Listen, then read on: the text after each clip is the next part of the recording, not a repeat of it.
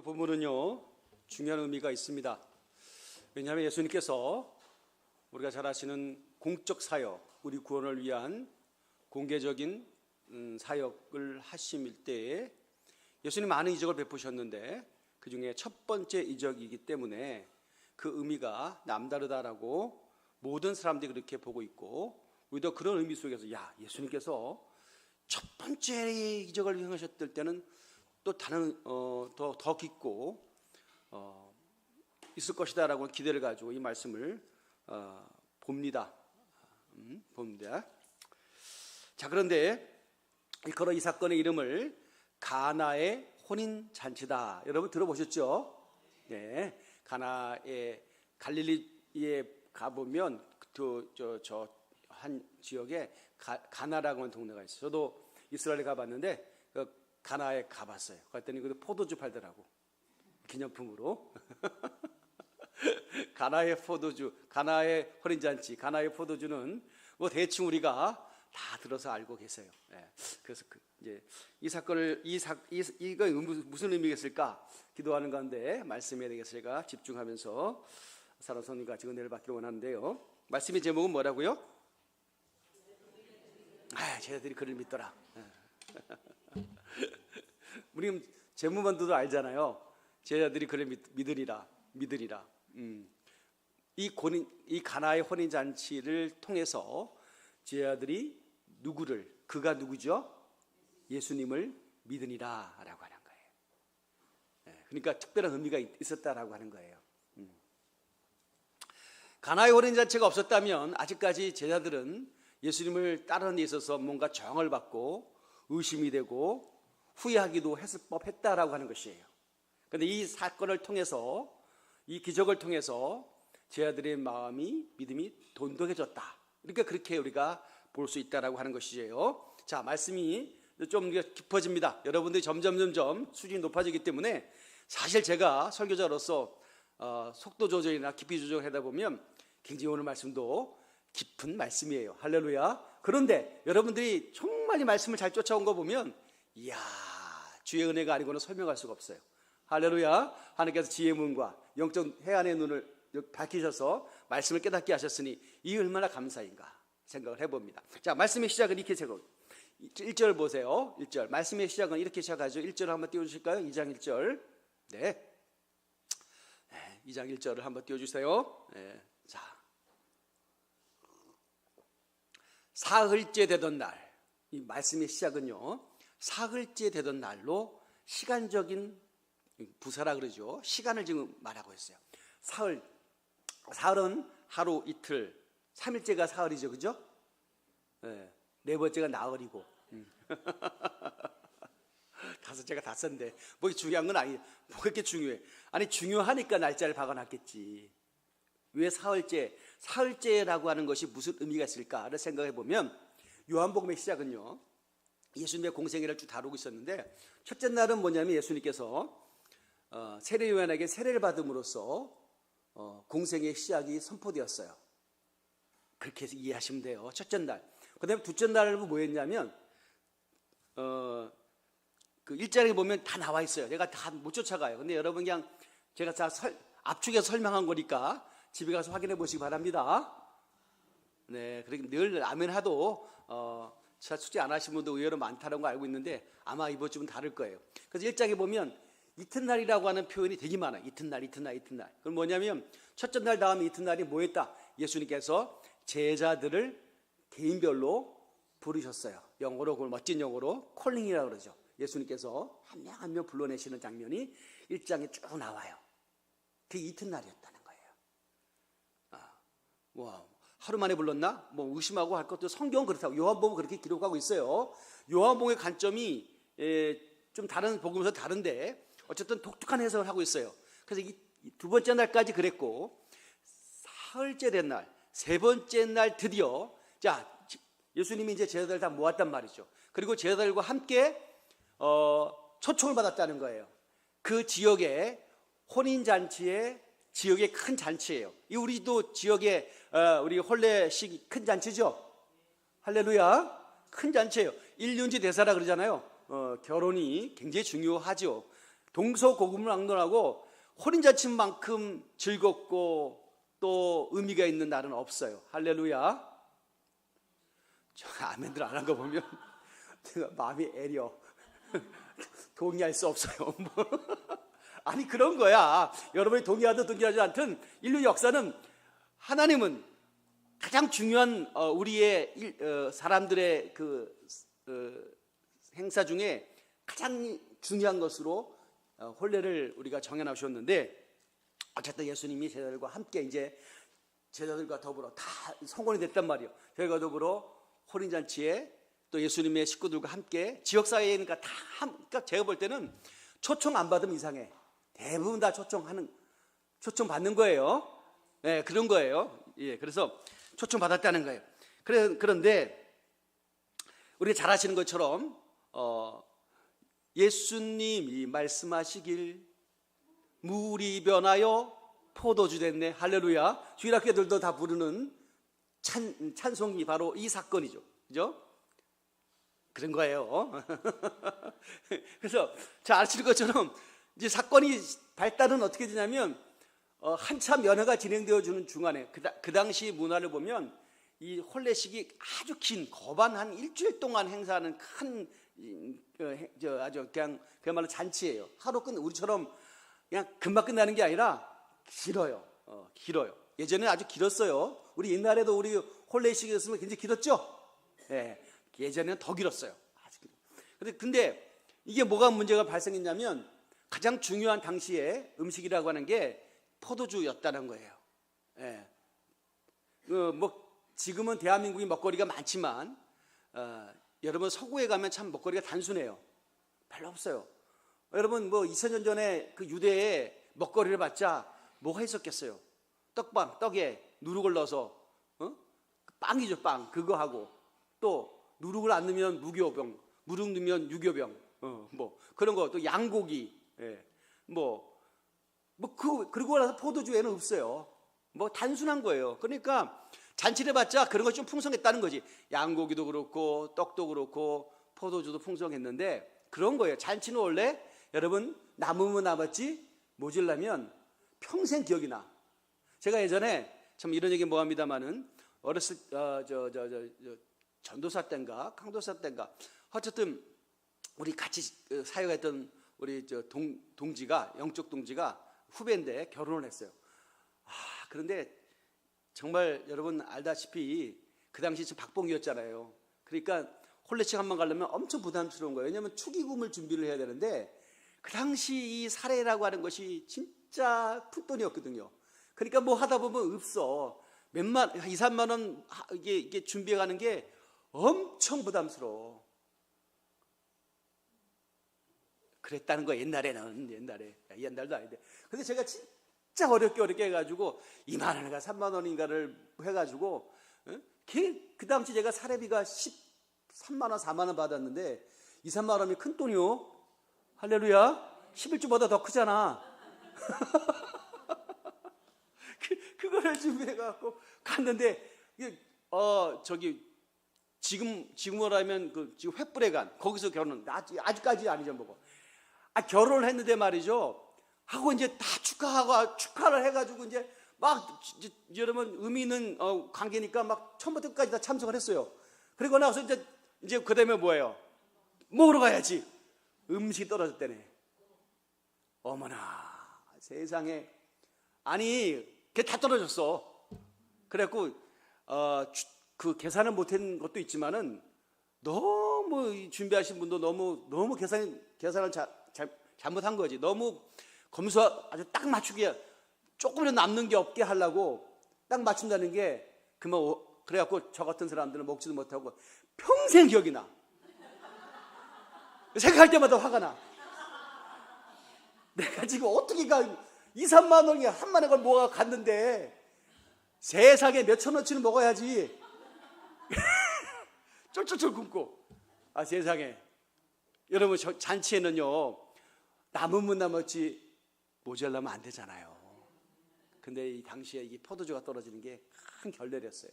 당시는 그랬다는 거예요. 지금은 대용할 수 있는 다른 그 당시는 이게 가장 중요한 결례였고, 그래서는 안 된다는 거였어요. 그런데 이제 포도주가 떨어졌다는 거예요. 물론 계산보다 더 많은 하객들이 와서 그런지 모르겠습니다만은, 그래서 이 사실을 알았다는 거예요. 자, 성경에 보면 예수의 어머니가 3절에 보면 포도주가 떨어진지라 예수의 어머니가 예수께 이르되 저들에게 포도주가 없다 하니, 예수님의 어머니가 여자니까 주방 같은 거 다 관심이 봤을 거 아니에요. 남자들은 잘 몰라, 그죠? 여자들은 다 알잖아. 그러니까 큰일 난 거야. 아마도 이 어머니하고 뭔가 좀 의미가 있는 그런 집안이었던 것 같아요. 그냥 먼 발치 있는 분들이, 그러니까 좀 의미가 있기 때문에 어머니가 보기에도 이건 우리 결혼이랑 마찬가지다라고 큰 의미가 있는 그런 잔치였는데, 어머니가 그걸 알았다. 예수님이 오는 걸 알았다는 거예요. 그리고 나서 뭐예요? 알았으면 어떻게 해서 빨리 추진해 와야지. 근데 그 당시까지만 해도 그렇게 원활하지가 못해요. 미리 준비해 놓지 않으면 다 떨어지면 할 수 없는 거예요. 근데 그건 결례야. 그렇기 때문에 풍성하게 준비를 해야 돼. 뭐든지 간에 영적인 것은요 더 풍성해질 줄 믿습니다. 할렐루야. 하나님의 말씀도요, 저도 더 풍성해져 갖고 막 전해주고 싶어서 어쩔 줄 몰라. 시간이 없으면 못 전해줘. 할렐루야. 근데 포도주가 없다고 이 어머니가 예수님에게 말했다는 거예요. 포도주가 없다. 그런 얘기는 뭐예요? 예수님께 말씀했다라고 하는 것은 뭐예요? 푸념이 아니라 뭐예요? 예수님 보고 해결하라는 그 뜻이잖아요. 해결하라. 아들 보고 해결하라. 근데 이 아들은 내가 육의 아들로서 이해된 게 아니라 어머니는 알았다는 거죠. 그죠? 이 아들이 어떤 아들인 걸 알아요. 그죠? 하나님의 뜻을 대리하는 메시아라는 걸 알았어요. 이 난처한 문제에 대해서 예수님의 모친인 마리아가 예수님께 말씀했다는 거예요. 그랬더니 예수님의 말씀이 4절에 보면, 자, 예수께서 이르시되 여자여 나와 무슨 상관이 있나이까? 내 때가 아직 이르지 아니하네. 이건 내 문제가 아니잖아요. 그 얘기예요. 여자여 내게 무슨 상관이 있나이까? 내 문제가 아니고, 이건 뭐 혼주들이 알아서 할 문제지, 이건 내 문제가 아닌데 이렇게 하는 거 월권입니다. 그런 뜻이기도 해요. 그리고 나면 뭐냐면, 무슨 말인지 알았어요, 어머니. 그러니까 나보고 해결하라고 하는, 우리말로 기적을 베풀라고 하는, 하나님의 능력을 보여주라고 하는 그런 뜻이잖아요. 그런데 뭐라고요? 그런데 그 기적을 행하기에는 예수님의 영적인 과정상, 일정상 아직까지 그 기적을 일으키기에는 때가 아니라고 말씀하신 거예요. 내 때가 아직 이르지 아니하나이다 라고 예수님께서 말씀하셨어요. 그러면 아닌 거죠. 그죠? 아닌 거예요. 때가 안 되면 안 되는 거예요. 때가 안 되면 안 되는 거예요.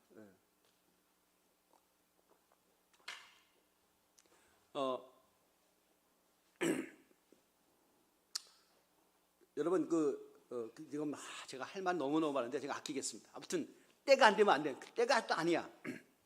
그런데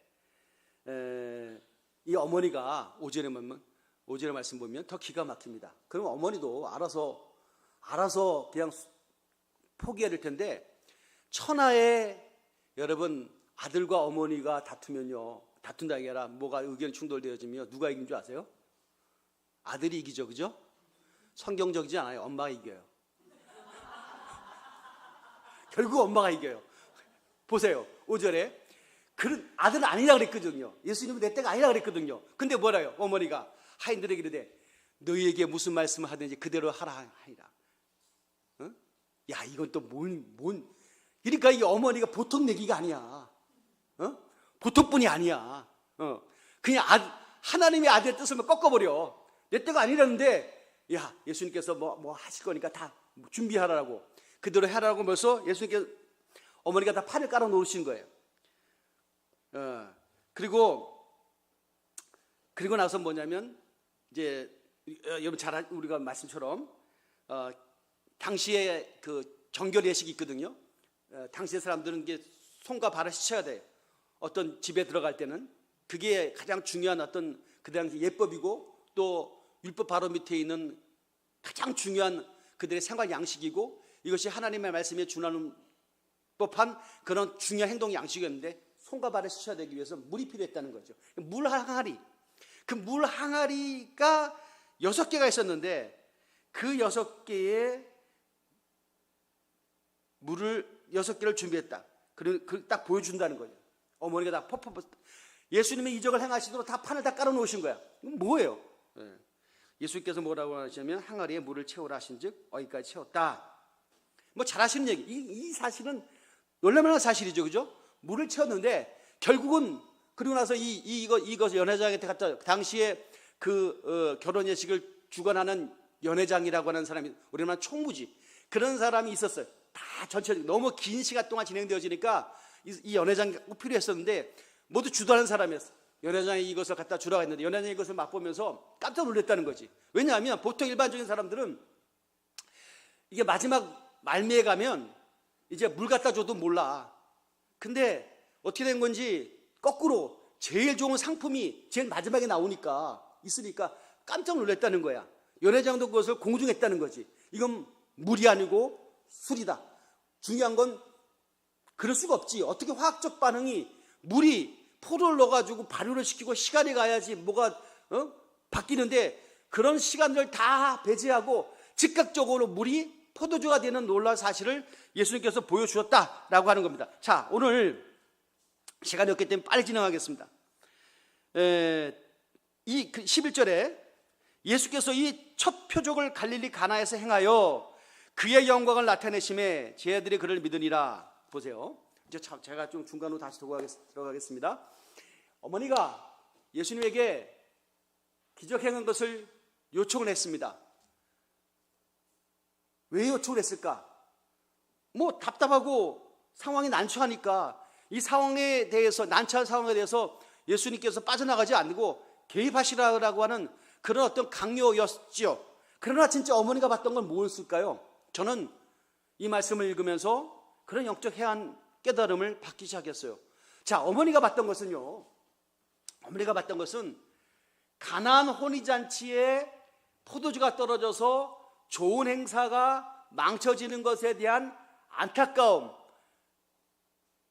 이것이 정말 컸을까요? 그렇게 볼 수도 있어요. 그것이 나쁜 해석은 아니에요. 대부분 다 주경학자들은 그렇게 해석을 해요. 제가 뭐 설교를 다른 사람들 다 듣잖아요. 그러면 대부분 다 그런 쪽으로 해석을 하더라고요. 요즘 제가 영이 열려서 그런지 몰라도 그렇게 안 보여요. 그건 아니에요. 제가 볼 때는 성령께서 저게 그게 아니가. 어머니가 봤던 중요한 관점 뭔지 아세요? 중요한 관점 뭔지 아세요? 예수님의 리더십이었어요. 자, 그 아들이 하나님의 아들로 부름받아 메시아로서의 공적 삶을 사는데 이제 어제까지 당신을 쫓는 제자들 12명을 다 컨택을 해서 콜링을 해서 하룻날의 구성을 마치고 이제 첫나들이를 하는 거예요. 첫나들이를 하는데 그 상황은 잔치집에 포도주가 떨어진 난처한 상황. 그런데 어머니가 봤던 건 뭐냐면 이 아들이 하나님 나라를 이루기 위해서 가장 중요한 것이 뭐냐면 영적인 제자들은 동지기도 하고 예수님을 추종자기도 하고 이제 예수님의 뜻을 나중에 받자와 하나님의 영광을 나타내어주는 예수님의 대리자 역할을 감당해야 되는 영적 그림들이 예수님뿐 아니라 그 어머니 마음속에도 그 영적 비전 속에서 다 있었다는 거예요. 있었어요. 그런데 뭐냐면 육신적으로는 아들이지만 자기가 낳았고 여태까지 살펴본 결과 어머니는 알았어요. 이 아들은 그냥 육신적 아들이 아니라 하나님의 아들인 것을 알았죠. 그죠? 알았어요. 근데 그 하나님의 아들이 지상에서 사역을 하는데 가장 중요한 것은 바로 뭐냐면 사람들을 제자들을 콜링해놓고 불러다 놓고 이 제자들이 예수님에 대해서 가장 뜨겁게 반응하고 추종하고 순종하고 비전을 나누고 심지어 순교의 제단까지 가야 되는 그런 모든 과정들을 보실 때 가장 중요한 것이 뭐냐면 아들의 자기 아들 예수님의 리더십이었다는 겁니다. 리더십. 자, 예수님이 불렀어요. 부르면 쫓아가야지. 뭘 보고 쫓아가는 거예요? 뭘 보고 쫓아갈까요? 예수님이 돈으로 흐르는 거 아니야. 막 돈을 들며 쫓아와. 그러지는 않았을 거 아니에요. 예수님의 어떤 느껴지는 어떤 인품이나 영성이나 권위 정도를 느꼈기 때문에 제자들이 쫓았죠. 그 당시까지 제자들은 예수님의 기적을 본 적이 없어요. 아셨어요?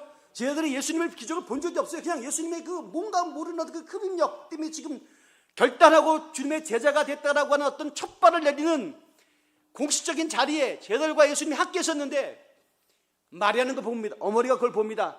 아들이 제자들 보고 당신들이 쫓는 이 예수는 사람이 아니고 범부가 아니고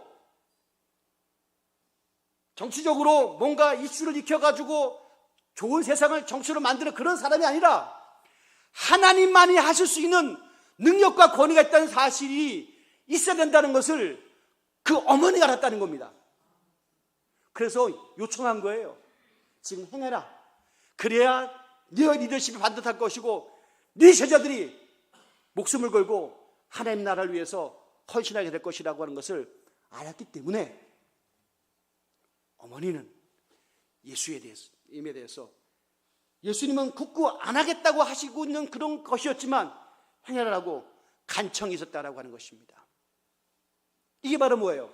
가나의 호련잔치, 물이 변하여 포도주가 됐다라고 하는 이 사건입니다. 이 사건을 통해서 오늘 분명히 말씀하잖아요. 11절에 가나에서 행하여 그의 영광을 나타내심에 제자들이 그를 믿으니라. 제자들이 믿었다는 거예요. 긴가민가 했겠지. 뭔가 마음의 감동도 있고 감화도 된 것 같고 뭔가 잘 될 것만 같고. 여러분 사람을 딱 보면 여러분 대충 알잖아, 그죠? 될성 부르면 떡잎부터 안다고. 여러분 딱 보면 성공할 사람이 느껴지지 않아요? 그걸 못 느꼈기 때문에 계속 이렇게 안 되는 거야. 사람을 볼 줄 알아야지. 할렐루야. 아멘. 나는 여러분들이 가장 인생의 중요한 지혜를 주님의 주신 권위로 당부하고 부탁하는데, 사람 볼 줄 아는 눈이 생기기를 주의 이름으로 축원드립니다. 맨날 사람 못 보니까 당하고 속고 배신당했다 그러고 그런 거요. 사람 볼 줄 알아야지. 그러니까 뭐 기도해야지 뭐. 할렐루야. 영적 회관이 있어야지. 맨날 그럴 줄 몰랐대. 그럴 줄 몰랐지 당연히. 영의 눈이 닫혀 있으니까, 육의 눈으로만 보니까. 그냥 좋은 옷 입고 말빨 좀 입고 뭐 있으니까 그냥 혹해가지고 뭐 누구랄 것도 없습니다. 저도 몇 번 속아봤는데 뭘 여러분이 오직하겠습니까? 그런데 이 예수를 쫓는 이 결단과 이 선택이 틀림이 없다, 확실하다 라고 하는 것입니다. 이게 중요한 거예요. 제가 지난주에 몇 가지 사건을 주님께서 경험시켰는데, 첫 번째는 뭐냐면 제 모교를 방문하게 된 것이었습니다. 물론 우리 노예 행사예요. 노예가 총신을 방문해 갖고 예배도 같이 드리고 장학도 기탁하는 그런 행사를 하는데, 노예들이 다 가는 게 아니라 좀 이렇게 좀 의식 있는 노예들만 가게 돼. 초청을 받아 가는데, 너 빈손으로 갈 수 없으니까 노예에서도 적지 않은 장학금을 다 준비해서, 거기가 이번에 간 게 한 수천만 원 들었다 그러더라고요. 통신 가는데 전부 다 원우들 다 밥 특식 다 먹여야 되지요. 1,000명 넘더라고요. 신대원 1, 2, 3학 학생들이.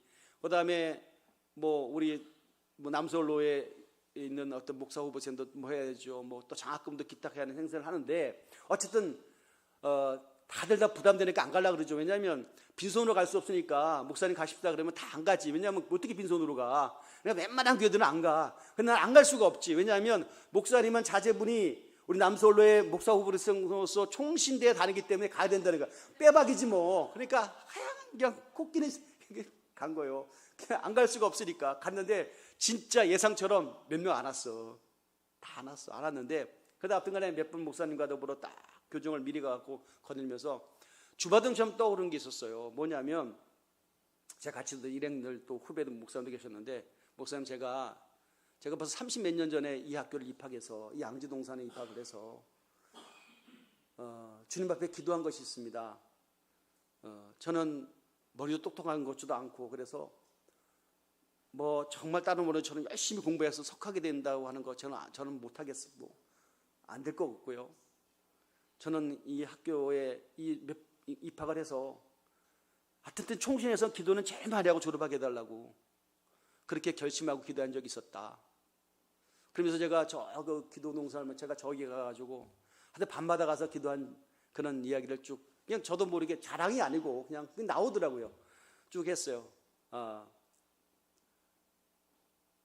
막 의아할 거예요. 그렇게 기도를 많이 했는데 왜 목회는 크게 못합니까? 뭐 그런 말 들릴까봐 나도 좀 그랬는데 어쨌든 간에 제가 그런 마음이 있었다는 거예요.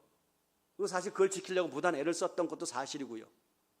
그래서 어떤 저희 동기들은 저를 기억하는 사람들은 그래 박지호 전도사는 그때 기도 많이 했지 라는 말을 지금도 해요. 많이 해요. 누구한테 보여주기 위한 것이 아니고 어쨌든 저에게 그것이라도 해야지 제가 이 학교를 버티면서 끝까지 정말 졸업할 수 있을 것만 같은 뭐 그런 것이 있었었는데 여하튼 간에 그렇게 기도를 했어요. 그러고 나서 또 제가 그 다음 날인가 제가 이 철원을 갔어요. 철원 평야를 바라보는 어떤 그 구릉지에 딱 올라가서 보면서 제가 무슨 감동을 받았냐면 이 외국인들 한 30여 명이 네덜란드 사람들인데요. 네덜란드 사람들 키가 원래 커요. 엄청 큰 사람들인데 게르만족이라서 큰 사람들인데 아주 막 참 기도를 막 열심히 하는 거예요. 뭐 한국 관광객들은 전부 다 그거 보면서 그냥 막 떠들고 그러는데 그 팀이 기도를 막 하는데 제가 막 뭔지 모르지만 막 이게 가슴이 뭉클거리는 거예요. 왜냐하면 그 영적인 감동이 느껴지는 거예요. 와 이게 뭐 기름 부음이 굉장히 강하다. 왜 이렇게 뜨겁게 기도하는 그 사람들 서구 사람들은 이렇게 우리처럼 막 강하게 기도하지 않잖아요. 조용히 기도하는 건데 막 영적인 전율이 막 엄청 느껴지더라고요. 그래서 이 사람들이 뭐냐 했더니 이제 보니까 이제 뒤에 티셔츠 입은 사람들 보니까 이게 네덜란드인지 무슨 보니까 영어는 아니에요. 보니까 머스카슬론이라고 있고 옆에다가 오픈 더 도어라고 하는 영문으로 되어 있더라고요. 그 오픈 더 도어니까 내가 가슴이 확 뛰는 거야. 오픈 더 도어가 뭐냐면 제가 신학교 다닐 때 첫 번째 체포를 드릴 때 북한 지하교회 성도들을 위해서 성경을 배달하는 사역을 있었어요. 그 선교단체 이름이 오픈 더 도어예요. 오픈 더 도어. 근데 그 당시 끌어갔던 목사님이 가명이었지만 이상 목사님이었는데 지금 소천하신지 활동하는지 몰라. 근데 그분이 와가지고 그 신학생들 던진 메시지가 너무 강한 거였어요. 지금도 지하교회 성도들은 지금 각 신앙을 사수하면서 죽어가고 있는데 뭐 이런 얘기를 쭉 하면서 그런 자들에서 내가 목숨을 걸고 성경을 전달하고 있다. 이번 30몇 년 전에 지금과 달라가고 굉장히 정보도 없었고 근데 그냥 땅 하나 얻어맞더라고요. 와, 북한에도 지하교회가 있어? 근데 그 지하교회 성도들이 그렇게 성경을 원한다는 거예요. 그래서 목숨을 걸고 배달한다는 거예요. 그래서 근데 그 얘기를 듣고 막 그때 가슴이 막 너무 뭐라고 그래서 제가요 참 많이 울었던 기억이 나요. 그때 무슨 기도했냐면 북한 교회로 제가 그렇게 많이 기도를 했어요. 북한 지하교회를 위해서. 그 얘기를 듣고 잘은 모르지만 어떻든 모르지만 내게 어떤 그 하나의 부담감이었고 뭐 그런 것이었어요. 그런 게 막 있었던 때 그 기도 동산에서 기도를 했는데 그 이튿날 하나님께서 철원을 보내셔서 철원에서 뭘 하냐면 이 네덜란드 사람들이 머스칼슬론 이 사람들이 북한 지하교회 이 사람들이 내가 찾아봤어. 인터넷 검색해 보니까 뭐냐면 세계에 박해받는 교회들을 위해서 기도하는 기도팀이라고 그러더라고요. 그런데 이 사람들이 북한 땅 보는 그 적경지 딱 가가지고 그 민통선을 바라보면서 저 북한 땅을 향해서 막 기도를 하고 있는 거야. 그리고 옆에 오픈 더 도어. 그러면 지금 내가 신학교 때 그렇게 눈물로 기도했던 그 오픈 더 도어 그 선교팀하고 연결됐다는 거죠. 그래서 지금도 그 사역을 하고 있는 거예요. 전부 다 네덜란드 사람들인데 그래서 내가 막 가서 생각을 해보니까 주님께서 도대체 왜 지난 주간에 총신회를 방문해서 그 기도했던 현장을 떠오르게 하시고 그 기도 제목이 그거였는데 또 그 이튿날 머스카솔론을 또 만나게 해서 내가 또 그냥 사실 제가 일행 몰래 그 정상에서 많이 울었어요. 말할 수 없는 어떤 게 막 성령께서 막 내 마음을 막 하는데 막 엄청 부담감이 되는 거예요. 그래서 말씀을 준비를 하면서 무슨 생각이 드냐? 자, 보세요. 주님을 쫓는다라고 했을 때 우리는 사실 어떤 증거들이 나타나지 않으면 우리의 선택과 결정이 그 당시로 오라는 것 같은데 상황이 바뀌고 시간이 가면 헷갈리는 거예요. 그때 내가 너무 감정적이었나? 그때 내가 헛거들었나? 뭐 이렇게 헷갈릴 수 있잖아요.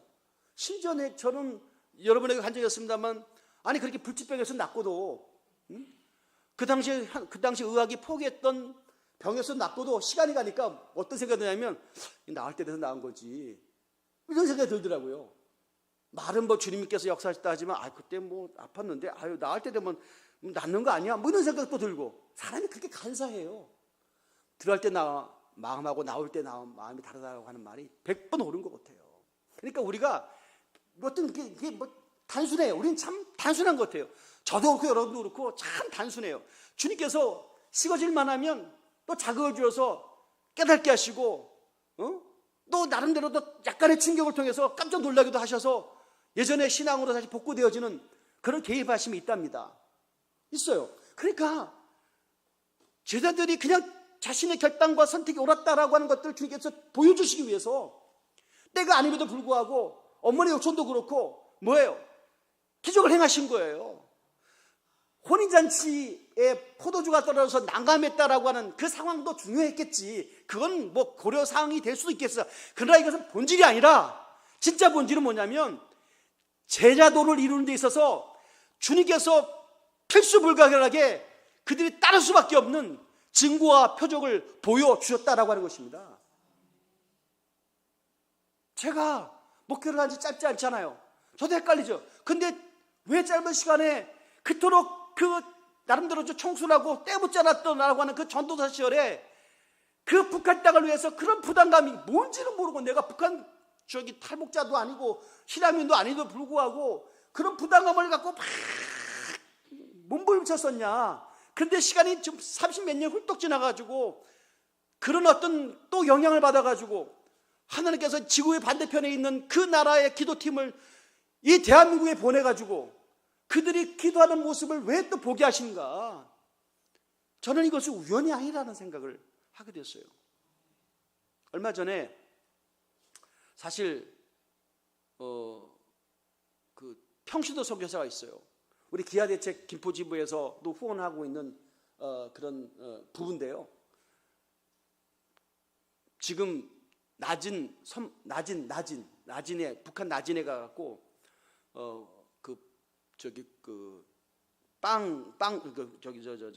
산부인과 병원에서 출산도 없는 것을 통해서 가서, 사실 어떻게 보면 평시도 선교사예요. 기아대책에서 파송한 평시도 선교사예요. 주상중, 김선희 선교사예요. 이분들이 누구냐? 제가 제자훈련 시켰던 분들이에요. 꽤 오래전에. 근데 그분들이 어떻게 하다가 캐나다로 이민 갔는데, 거기서 캐나다 국적이기 때문에 북한 들어갈 수 있게 돼가지고 기회대책과 연결돼가지고 지금 가서 정말 제가 볼 때 헌신하고 있어요. 북한 선교하고 있어요. 북한 현지에 가가지고. 그 몇 개월 전에, 1년 전쯤에 한국에 나왔을 때 제가 잠시 그분 부부 만나서 식사 대접을 하면서 성령께서 그 고백을 시키시더라고요. 제가 신학교 때 엄청나게 북한 선교에 대한 부담이 있었는데 내 제자가 갔습니다. 두 부부는 저 대신 간 거나 마찬가지네요. 라는 말이 제 입에서 나오더라고요. 그래서 또 잊어먹었지. 또 뭐 잊어먹지. 잊어먹는데 가만히 생각을 해보니까 이게 주님께서 계속 사인을 주고 있다는 사실을 제가 말씀을 주면서 깨닫게 됐어요. 이건 기도해야지. 기도해야지. 왜? 우리의 상황을 보십시오. 자, 포도주가 떨어져서 난감한 그 혼인집, 정말 난감하잖아요.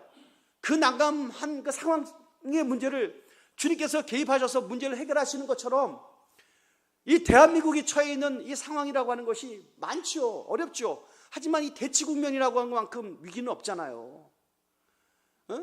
이게 지금 진짜 이게 지금 분단 얼마나 많은 시간이 갑니까? 그런데 아직까지 그냥 서로 우르렁거리고 서로 전쟁의 위협을 하고 서로 경쟁을 하고 서로 죽을 듯이 바라보고 라고 하는 이 대치국면에 대해서 그냥 그러려니 하고 살아갈 수도 있겠지만, 우리 그리스도인들은 그런 영적 부담감이 그 이상이 있다고요. 왜냐하면 우리가 복음의 빚짐이 있어요. 왜냐하면 북한 땅이 그 동방의 예루살렘, 평양성이 동방의 예루살렘이었다고요. 근데 지금도 들리는 말에 의하면 지하에 정보당국에서는 파악하지 못하는데 들리는 얘기에 의하면 지하교회가 있다는 거야. 이게 말도 안 되지. 어떻게 그 김일성 주체 사상이 팽배하고 얼마나 언론 탄압이 심하고 감시가 심한 곳에 어떻게 지하교회가 있을 수 있을까라고 했는데 있다는 거야. 그럼 우리가 뭘 해야 되느냐? 지하교회에서 기도하는 것이 결국 한국교회에서 기도하는 것이고 조국을 위해서 기도하는 것이고 라는 생각에 대해서 자유로울 수 없다라고 하는 것이죠. 그러니까 주님께서는 부족한 종에게 어떻게 보면 빼박이지 한 주간 동안에 이 세 가지 주제가 동시에 떠오르게 했어. 사건이. 근데 그 다 똑같은 것을 향해 가고 있더라. 그 북한 땅을 하나님께서 포기하지 않으셨다는 거지. 우리라고 기도하라고 하는 거지. 그리고 나서 섬기라고 하는 거지. 우리가 뭘 해야 되겠습니까? 라고 하는 것입니다. 또 한 가지는 뭐냐면 영적으로 제가 생각하죠. 대강교회를 생각합니다. 아이고 제가 설교실에 얘기하면 목사님 똑같은 푸념하신다고 말씀하시는지 모르지만 그래요. 푸념일 수 있어요. 근데 대안 없는 푸념하면 안 되는 거지. 지도자가 대안도 없이 아이고 이거 큰일 났네. 뒤에는 공장 들어온다 그러고 갈수록 우리 지역 사람은 연세 들어가시고 다 날아가시고 나중에 10년 가면 교회가 어떻게 되지? 이런 생각하면 그냥 아찔하고 어떨 때는 진짜 믿을는지 모르지만 밥도 안 나오고 할 때가 있어요. 걱정이 돼가지고 우리 남아 신앙생활 끝나는 건가? 다음은 어떻게 되지? 생각하면 대안이 없어요. 솔직한 얘기로 어떨 때는. 근데 지도자는 그런 말 하면 안 되잖아요. 할 수 있습니다. 됩니다. 근데 뭐 어떻게 되겠다는 거야? 아니 그런 생각을 하네요. 그런데요 참 희한한 건요, 더 영적인 굶주린 자들을 위해서 기도하고 그들을 품으려고 기도하고 무릎 꿇기 시작하면요, 주님께서 주시는 정말 예전엔 상식과 같은 이야기들이 그 상식 속에서 하나님께서 정말 숨겨놓은 보배가 있다는 것을 알게 되는데, 나는 성도님을 향하여 내가 무슨 기대를 하고 있는가 생각해 봤어요. 아니 주의 종이 성도들에 의해서 무슨 기대를 하고 있는가. 여러분 비관적이고 좀 심령이 불편할 때는요 기대함이 없더라고요. 성도들에 의해서 기대함이 없더라고요. 그냥 주일 나와서 예배 드리면 되지 뭐. 그리고 뭐 나한테 안 대들면 되지 뭐. 이게 이거야. 그냥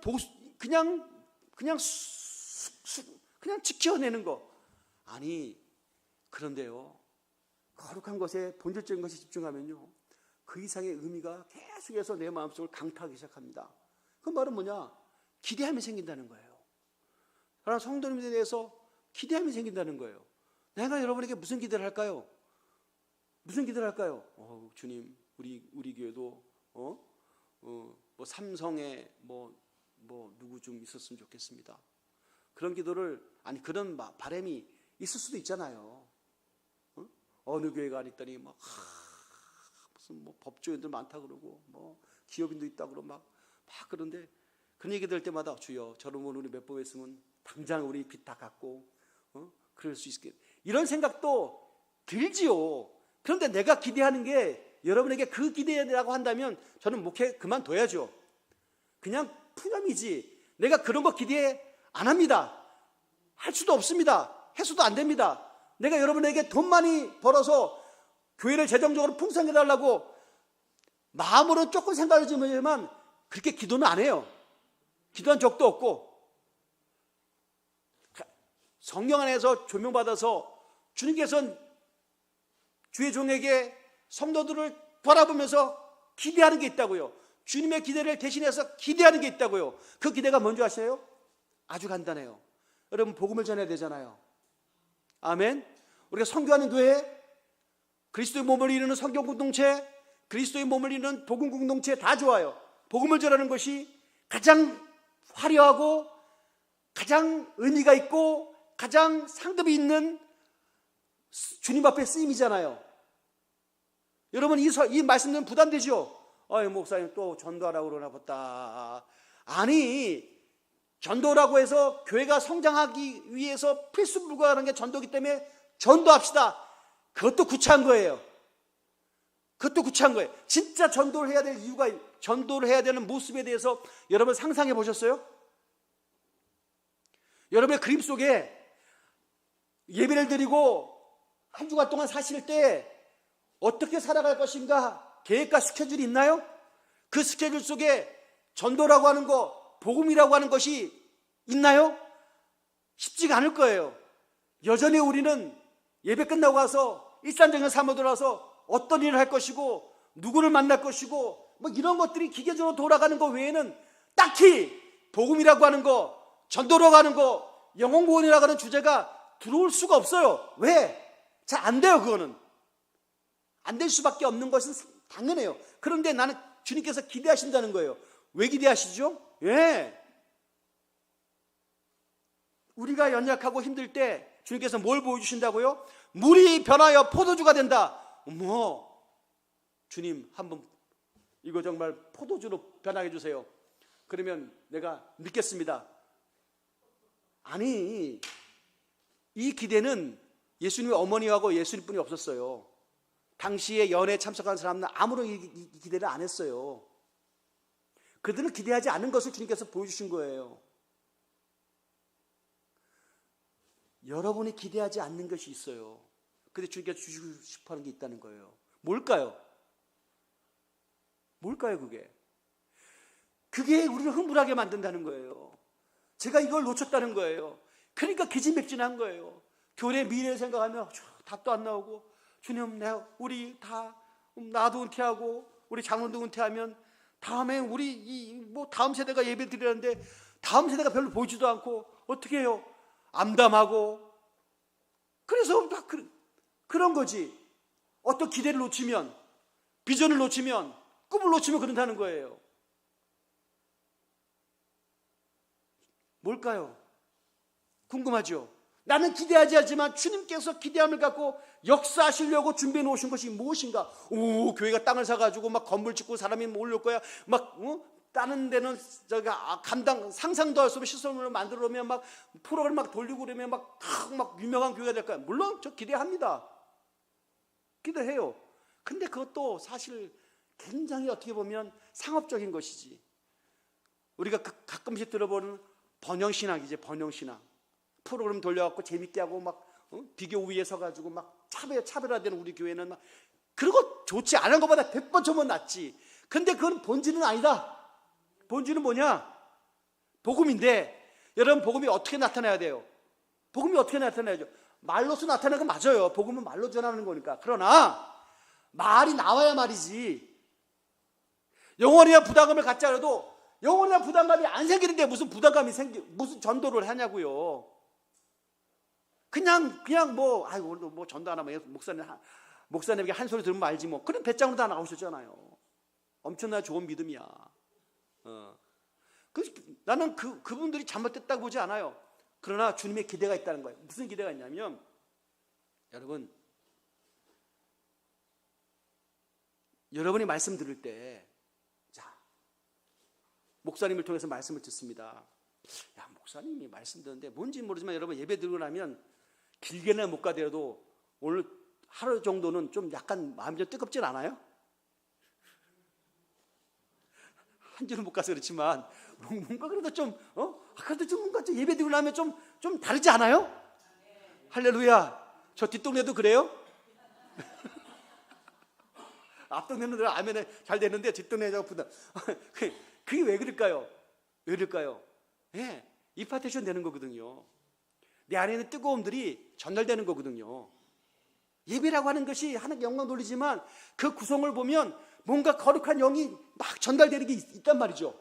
할렐루야. 부족한 종이 말씀을 할 때 세상 얘기하는 게 아니잖아요. 어떤 거 뭐 투자하라고 그러고 막 종목 선택해주고 그런 거 아니잖아요. 응?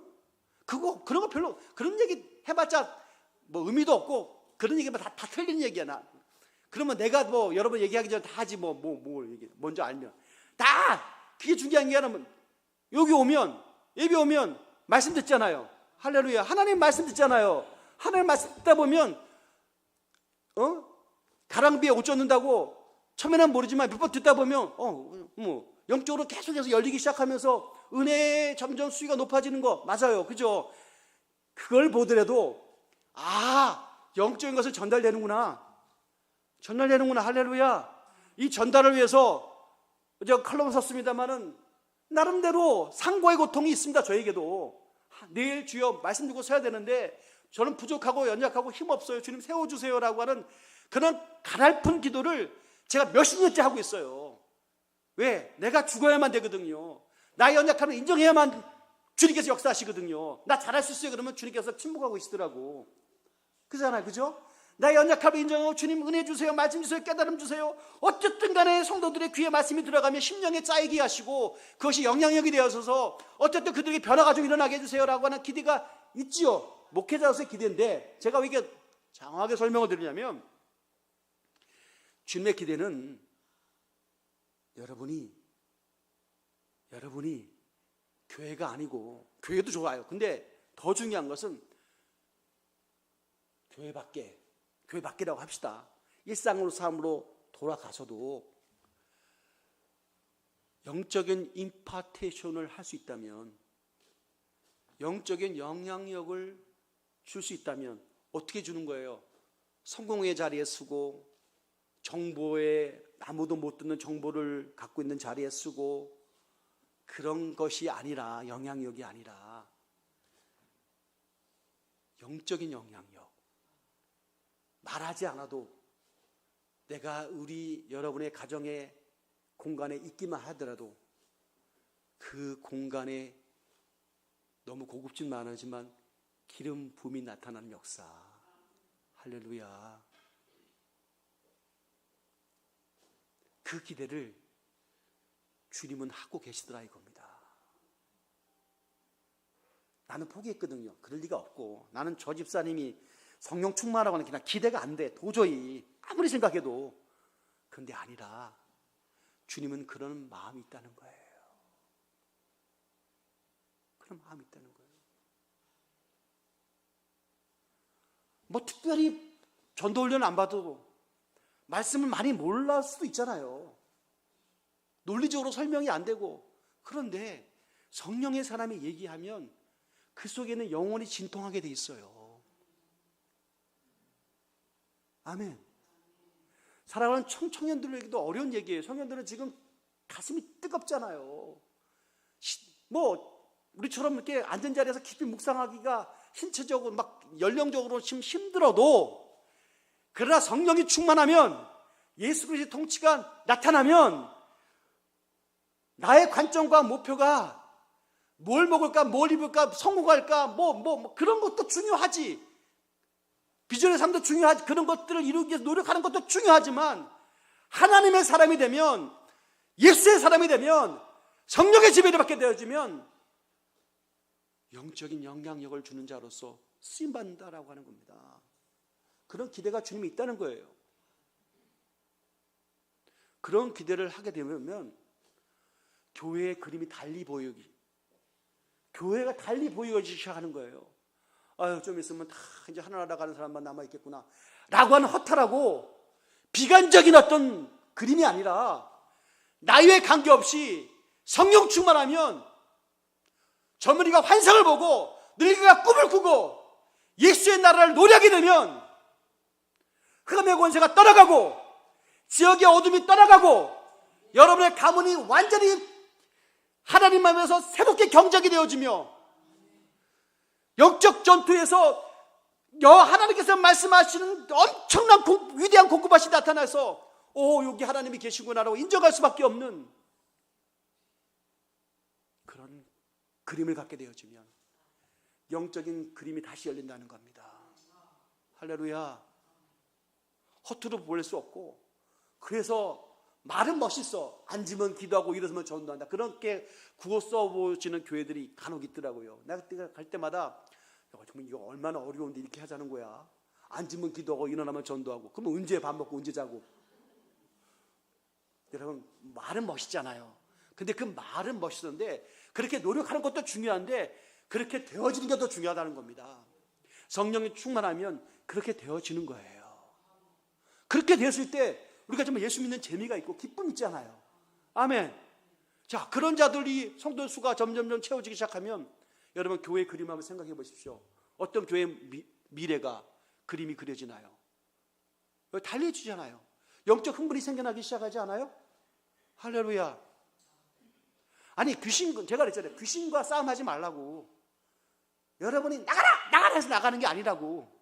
무서워 해갖고 저놈들이 막 아우 저놈 너 싫어하는데 나도 널 싫어해. 그거 아니라고. 그냥 여러분이 성령 충만하고 말씀 가운데 있으면 지가 알아서 못 견뎌요. 할렐루야. 지가 알아서. 여러분, 그런 존재가 되어야 되지 않겠어요? 여러분, 문제의 원인과 현상만 보면서 맨날 종촉되겠어요? 누굴 그토록 미워한다고 문제 해결되지도 않고, 내 삶을 저주하고 후회한다고 해서 다시 새로운 세상이 열리지 않아요. 중요한 건 성령 충만이라. 그래서 제가 주님 안에서 그렇구나. 원래대로 돌아가자.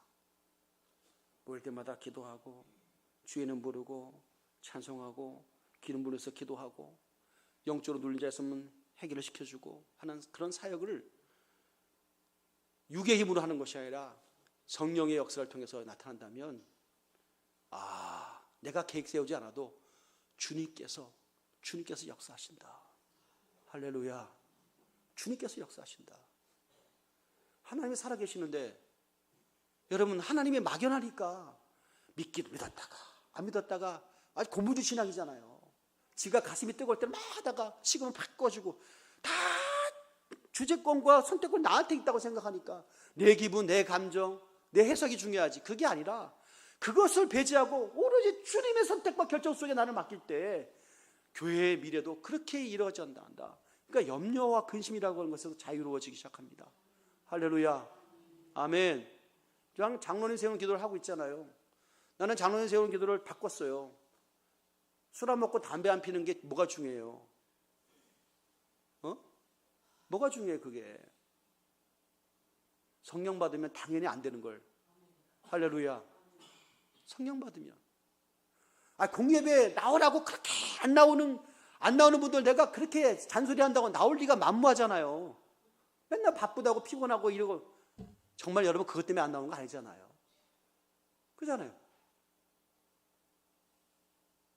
성령이 충만하면. 그러니까 주님께서 가나안 혼인잔치에 포도주가 떨어져서 다 고통하고 낭망한 그때, 그 황망한 그때 그 문제의 근원인 포도주 없음을 물로 대치시켜서 포도주를 만들어 보신 주님께서 우리 교회의 가장 중요한 것이 성령의 역사라면 성령을 부어주시리라. 아멘. 여러분의 가정에 사람만 많고 식구만 있고 사람들의 계획이 난무하지만 주의 성령이 역사하시면 어떻게 귀신이 횡행할 수 있으며 사단의 음성이 우리를 미혹할 수 있으며 세상의 권세가 어떻게 침범할 수 있으며 어떻게 패배의 영이 우리를 포로잡을 수 있겠습니까? 성령이 충만하면. 그러니까 교회가 단 거 없어요. 기도 외에는 이런 주가 나갈 수가 없느니라. 말씀과 기도 외에는 이런 주가 나갈 수 아주 단순한 거예요. 그러니까 내가 사역이 뭐예요? 나는 특별한 계획도 없고 프로그램도 없어요. 나는 할 수 있는 게 뭐냐? 주님 앞에 매달린 것뿐이 없어요. 주님, 교회를 불쌍히 여겨주시고 사랑하는 우리 양떼들 불쌍히 여겨주시고 주여 성령 받아야 되겠습니다. 성령 충만해야 되겠습니다.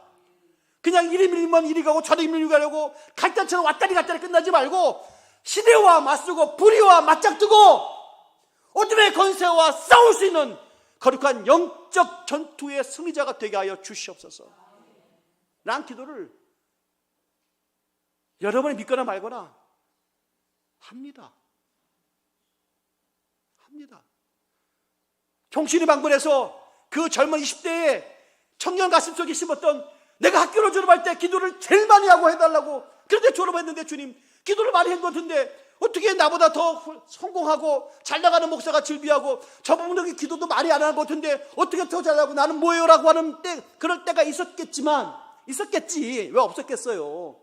제 성공, 그런데 그게 중요한 게 아니라 주님의 비전을 몇십 년이 갔지만 확인할 수 있다라고 하는 자체가 얼마나 기쁨이 되는지 여전히 저는 그 결심이 유효합니다. 신학교에서 가장 기도를 많이 하고 졸업하게 되는 그런 전도사가 되게 달라고 기도했던 것처럼 김포에서 기도를 제일 많이 하는 목사가 되려고 그 기도는 안 해요. 그거 이제 유치해요. 그런 거 뭐 제일 많이 하면 어떻고 적게 하면 어때? 중요한 건 성령의 지배를 받고 살아가는 주의 종이 되게 하여 주시옵소서. 그래서 성도님들이 주의 종의 말을 들을 때 사람의 말로 듣는 것이 아니라 주님의 음성으로 듣게 하여 주시옵소서. 하지마 그러면 안 하는 거고 가 그러면 가는 거요. 안 해. 그렇게 안 해갖고 여러분 보셨잖아요. 얼마나 많은 성도들이 주의 종의 말씀에 순종하지 않아서 순간적으로 될 것 같지만 어떻게 됐습니까 지금 다.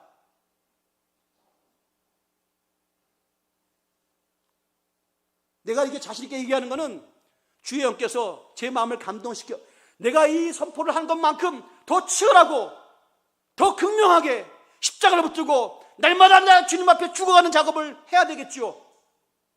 아멘.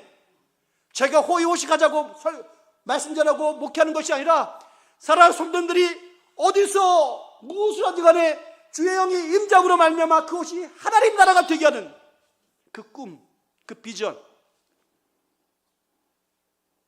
그래서 주님께서 계속 저한테 마음의 감동을 주시는 거야. 야, 인카운터 다시 해야 되지 않냐. 그거 엄청 힘들어요.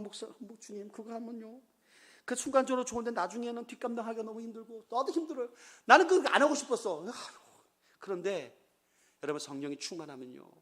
십자가 앞으로 성도들이 가장 다 무장해제하고 나와야 됩니다. 성령 받아야 됩니다. 불 받아야 됩니다. 그러면 삽니다. 우리 힘으로 이길 수가 없어요. 우리 힘으로 귀신 나무래기 못 이겨요. 성령이 충만해야 이겨요. 할렐루야. 충만해서 나타나기를 주로 축원드립니다. 여러분 신앙생활 허탈하지 마세요. 하나님이 살아계시다고 언제 살아계시다고 이딴 얘기도 하지 마세요. 가장 무지한 자들이야. 오늘 성령이 충만한 교회가 되고 그런 성령이 충만한 교회에 같이 순종한 자들이 하나님 나라 일꾼이 되어지며 앞으로 교회는 더 뜨거워지고 더 강렬해져야 될 줄 믿습니다. 제 집들 수요예배 나오라고 그렇게 얘기를 해도 안 나오잖아요. 무슨 고집이 황소고집인지 나 목사님 가면 죽어요. 힘들어서 죽으세요. 그냥 예배 와서 할렐루야. 그 순교지 뭐. 아니지 순직이지 순직. 순교는 아니지. 예배 드리다가 죽은 걸 순교를 하진 않아요. 순직. 순직하세요. 제가 공치사인지 모르지만 요즘 말씀이 깊어요. 여러분이 어디 가서 못 듣는 말씀을 좀 전하고 있어요. 제 공치사가 아니에요. 성령께서 지혜를 주시더라고요. 이 말씀 전하라고. 이 주옥 같은 말씀을 그렇게 뿌려대는데 관심이 없잖아요. 뭐 때문에 관심이 없어요? 가면 별거 없어요. 안 나오는 이유 별거 없어요. 그냥 다 집에 텔레비 보고 있어요. 그 텔레비 보면 뭐예요 그거? 봐도 그만 안 봐도 막 기억도 안 나는 거. 말씀도 우리 신명에 쌓이는 거. 할렐루야. 뭘 결정하시겠어요? 대강교회가 새롭게 일어납니다. 일어나야만 되고 주님의 꿈이 있어요. 주님의 기대함이 있어요. 충만한 역사 나타나기를 주 이름으로 축원해 드리고 여러분의 가정은 변할 겁니다. 여러분의 일터도 변할 것입니다. 여러분의 심령도 새롭게 경작되고 있습니다. 성령께서 지금도 여러분의 마음을 만지시고 있고 여러분의 결심을 지금도 조각하고 계십니다. 그 사실을 믿으시고 주님 앞에 열린 마음과 낮은 자의 몸 나와서 주님 만나는 거룩한 감격과 기쁨과 변화가 일어나기를 예수 그리스도 이름으로 축원을 드립니다. 우리 한번 기도를 하는데 주님 임재하시옵소서. 주 성령이 임재하시오. 주의 정의 말